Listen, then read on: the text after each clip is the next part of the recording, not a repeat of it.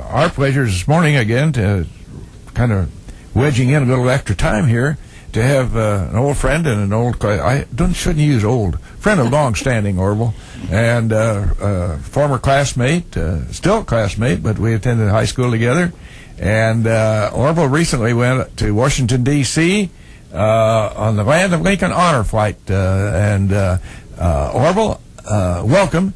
Tell us just about what is the Land of Lincoln Honor Flight and what they do and how you became acquainted with it. And I thank you publicly for tipping me off to it. My name's on the waiting list. Go right ahead, sir. Well, about a year and a half ago, one of my sister-in-laws came to me and said, "Have you heard about this honor flight?" And I said, "No, I don't know what you're talking about." So she explained a little bit to me. So I wrote the gentleman, you probably have his name, Ray Weidel, down by St. Louis, and they put me on the list, and about a year later, they called me up. It's an organization that is trying to send every veteran of World War II to see the memorial that's been built in Washington, D.C. I was very fortunate to go in June the 21st for the, it was 104 of us that went on the trip, and we had a wonderful, awesome, great. I would tell everybody I ran out of adjectives, and all I can keep saying is great. Great. It was a great opportunity. It was a wonderful opportunity to go. And this is at no cost to anybody who goes? There's no cost to any veterans on the trip. In fact, before that, I sent them a check, so that I said, not very big, but it was a check that I wanted to help maybe the next group. And they sent it back. They said they would not accept checks from the World War II. Yeah, I noted that. I wanted to go. I went online last night and I printed out this business about the Land of Lincoln Honor Flight business. And Orville and Orville probably is a member, and I'm going to submit an application. But they said if you're a World War II veteran, please do not send any money. Right. I was prepared to write him a little check for 3 years, hoping I'd last 3 years. Bless your heart. But seriously, that's a wonderful thing. What is the sponsorship of this, Orville? So it has to be paid for, and I think that's a wonderful, wonderful goal for them to send you. Yeah, on this thing that I don't know if you have this. I almost called you Soup. That's fine. That suits me. Yeah. You know, I'm still Soup.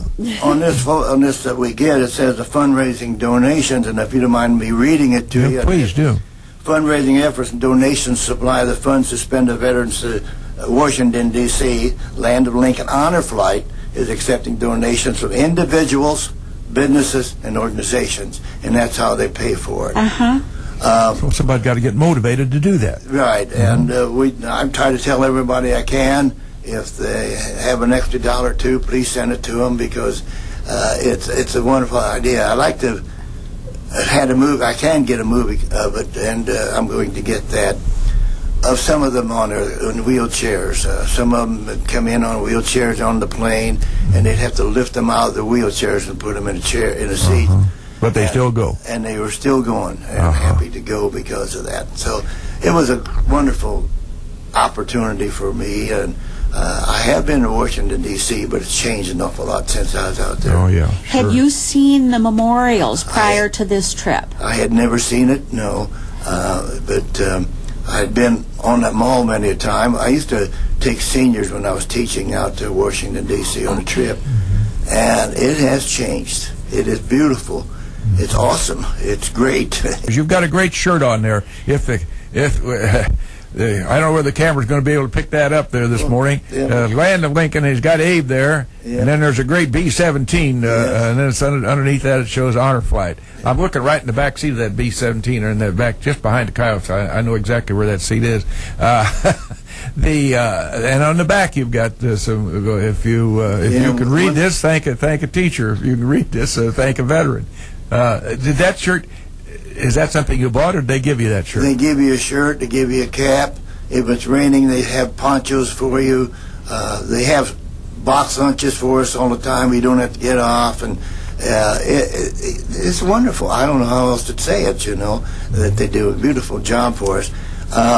We was out there. Oh, I don't know. Maybe we had trouble getting on the plane down Springfield because we only had one entrance to get in, and they made all the boys that could get out of the wheelchairs and walk through. And, and then, well, there was 150 of us going, 154. When you have that many, it takes time to go through it one at a time. So we were late getting off, and when we left Springfield, they had the fire trucks out with the water. We went through that, and we got to Washington, D.C., Dulles. If you know that, that's out about 40 or 50 miles. Yes, it is. And they had road construction all the way in, so that slowed us down. And then it was raining out there all the time. We still didn't care. There was, but then it was raining, and so we didn't get to do everything we wanted to do. They wanted us to do.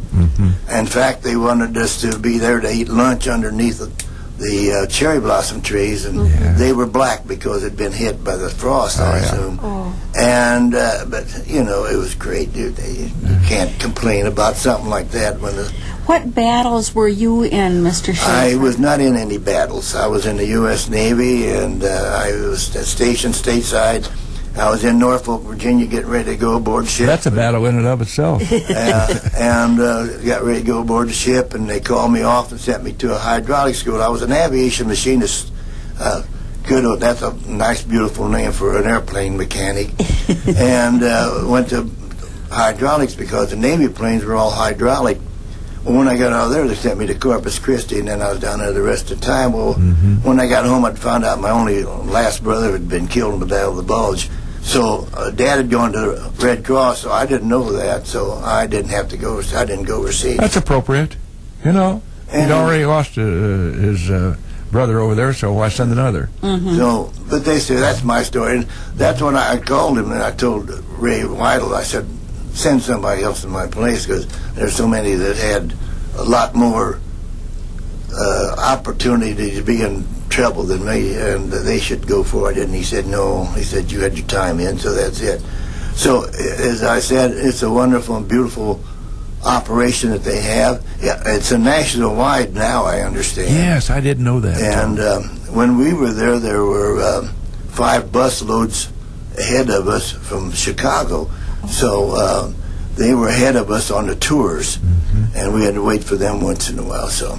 But when we got down into Washington, D.C., walked in there, people started standing up and clapping for us. Did they? Isn't that wonderful? Yeah. And we got back down to, when we came back, we came into Springfield, we had, I assume, my count, I don't know, it might be a preacher's count, but I think...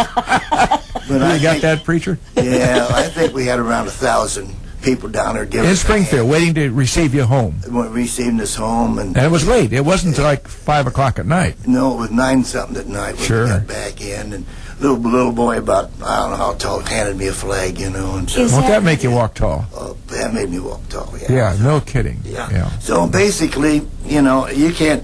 When we got to Washington D.C. and got ready to leave, they had the fire engines out for us to go through the arch. I don't know the significance of what the fire engine is, the arc to drive out. Kind of like the cross sabers for a guy who's getting married out of West Point or Annapolis, I guess. So just so you wouldn't get lost, I brought some stuff along. They gave me a dog tag. For those who might be not yeah, they didn't want you to get every individual who was in the service wore a dog tag, a little small thing around the neck, folks, and it gave the wearer's name and his religion and his serial number, and that was about the basis of it. And you still have yours? I lost mine a long time ago. Yeah, I can't find mine. Oh my goodness, no. On the way home, all of a sudden the lights came on the plane, and everything, and said mailbag come in on it. So we all got a bag like this with mail in it. Now, what they do is they go around to different schools and ask the kids to write letters, and they don't say Mr. Shaffer on them. They, general. And so they put them in there. So we had mail call on the way home. That's pretty neat. Yeah.